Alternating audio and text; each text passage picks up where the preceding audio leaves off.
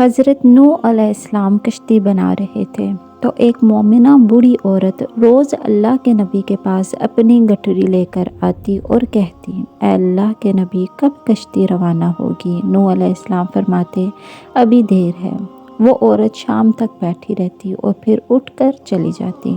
ایک دن نوح علیہ السلام نے فرمایا کہ اے عورت، جب جانا ہوا تو تمہیں بتا دیا جائے گا۔ یہ عورت واپس چلی گئی اور انتظار کرنے لگی کہ کب نوح بلائیں گے۔ اس دوران عذاب آ گیا اور کشتی روانہ ہو گئی، لیکن نوح علیہ السلام نے اس عورت کو نہ بلایا۔ ظاہری طور پر نوح علیہ السلام کو اس کو بلانا بھلا دیا گیا۔ جب طوفان تھما تو ایک دن نوح علیہ السلام کے دل میں محبت اٹھی کہ شہر کو دیکھوں جہاں سے چلا تھا۔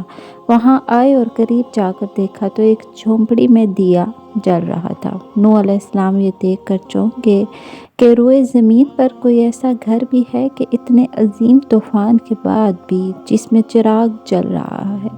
انہوں نے وہاں تکبیر بلند کی تو وہ عورت سامان لے کر آ گئی اور کہنے لگی، یا نبی اللہ، کیا کشتی تیار ہے؟ چلیں۔ نوح علیہ السلام نے حیرت سے اس کو دیکھا اور کہا، رکو بڑھیا، کیا تمہیں کچھ بھی پتہ نہیں چلا؟ وہ کہنے لگی، یا نبی اللہ، کیا نہیں پتہ چلا؟ کہا، اتنا بڑا سیلاب آیا، بارش آئی، تمہیں کچھ بھی پتہ نہیں چلا؟ بڑھیا کہنے لگی، یا نبی اللہ، بس ایک دن بادل گرجے تھے اور کچھ ہلکی سی پھوار پڑی تھی۔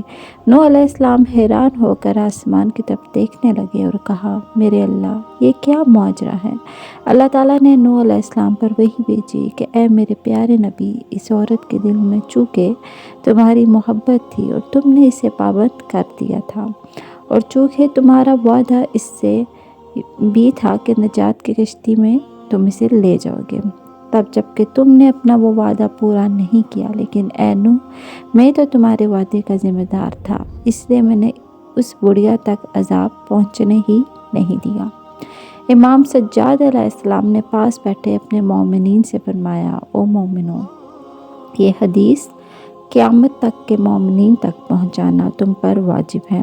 انہیں بتا دو کہ جس نے ہم سے محبت کی، قیامت کا عذاب ضرور آئے گا، لیکن جیسے اس بڑھیا کو پتہ نہیں چلا، ہمارے مومنوں کو بھی پتہ نہیں چلے گا کہ کب قیامت آئی اور کب چلے گی۔